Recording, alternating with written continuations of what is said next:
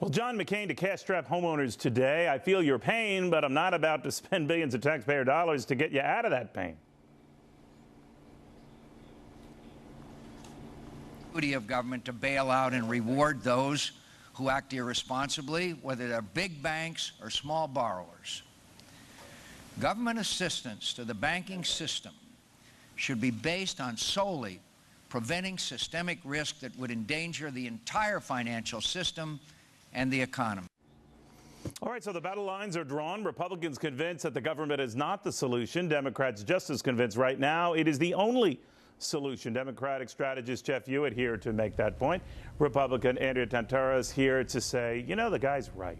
No, actually, not. She doesn't agree with that. She says that no to rescues of any sort. Andrea, you don't like the whole idea. No, absolutely not. It's not the government's business to intercede and bail out big banks and small banks, as John McCain said, who have been fiscally irresponsible. It's just not. Would you have bailed out Bear Stearns? I wouldn't have. I think, frankly, it was a bit of a government shakedown, if you ask me. Jeff? Well, I couldn't agree with Andrea more. I think we shouldn't have bailed out Bear Stearns on Wall Street. I think we should bail out the Smith and Jones family on Main Street. All right, but how about bailing neither out? That the message it sends is you can always count on Uncle Sam to correct bad decisions either you made or the excuse that others foisted them on you. We live in a free country. We're free to have screw-ups.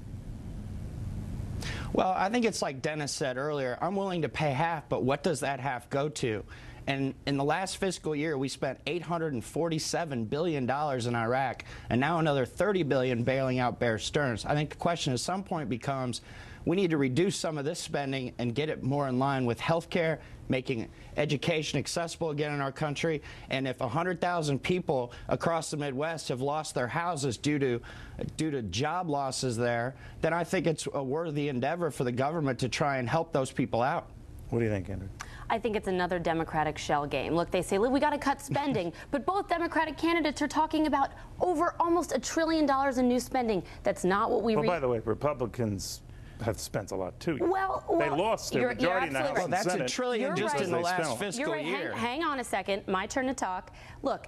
John McCain is a spending hawk. We can say that. I'm not going to play revisionist history with Congress because I agree with you, Neil. They were like spending like a Vegas wedding. But look, I think do you spend a lot on a Vegas wedding? I guess it's an image. I guess if there's an open bar, right? There you go. But look, a lot of polyester. Yeah, absolutely. Okay, look. I look at this situation and I say, I see Hillary Clinton up here talking about she wants more spending to bail them out and she wants price controls. This is economics 101. Price controls don't work. They just don't. You know that. Your viewers know that. It either prevents a surplus. But, you know, there's one thing what Jeff says, though, because polls on this subject say we expect some action on the part of our presidential candidates. Now, by that, Jeff, the inference seems to be, even though John McCain danced around this today, the government's going to have to do more than just tell us to pick up our bootstraps. It's going to have to spend some money. Now, he danced around that, but is that what the American public wants, the government to spend more money? Well, the people of this country are being hurt by this crisis right now. They certainly want some help. And again, we can talk about the economics. No, Jeff, I just want to pursue that. Sure. Everyone wants some help. When 95% of mortgages are being paid on time, I know I sound like a broken record when I say that, but then the 95 who are managing just fine right now, the 5% is a record aggregate number. You're quite right. But why is it that you infer that those 5% are everybody?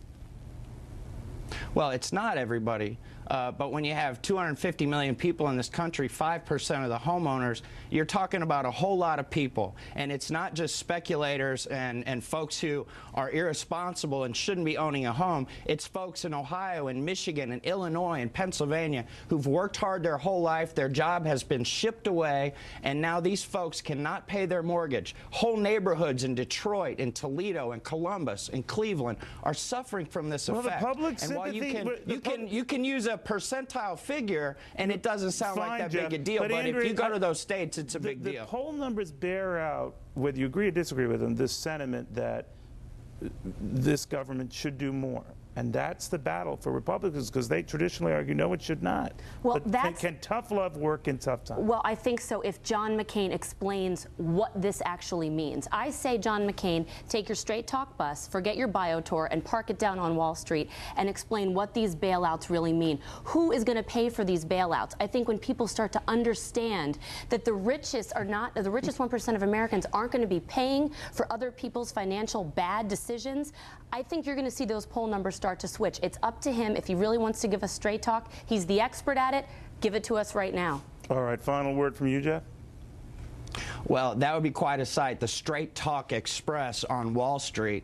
He ought to take that Straight Talk Express to Main Street and understand the concerns of normal day every Americans and feel the pain that they're feeling across the country in this housing crisis. All right, so why is he ahead 8 points in the polls? Because Hillary likes to tell people that she was in Die Hard movies when she was on diplomatic Now that's trips. just, I don't know. And right now the two Democrats are fighting with one another. Of course, McCain's going to enjoy a bounce right now. Okay. Once but the attention turns to two nominees, Jeff, it'll be come on, tough. if times are so miserable, I mean, Lucifer could beat him, right? I mean, but he's leading, right? All right, Well, we don't know, when Jeff, all the do we? media We right just now don't is... know.